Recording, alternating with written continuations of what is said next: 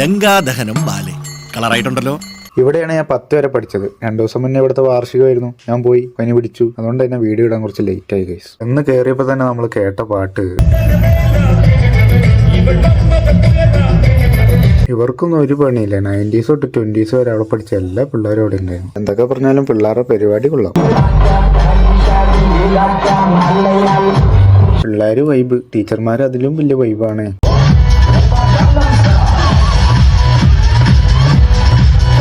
കുറെ നേരം long distance കണ്ടു, വെറുത്ത്. അതുകൊണ്ട് അടുത്ത് വരുന്നുണ്ട്.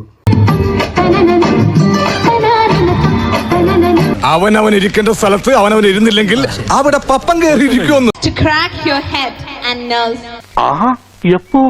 അങ്ങനെ അവസാനം നമ്മുടെ ഫേവറേറ്റ് പാട്ട് വന്നു.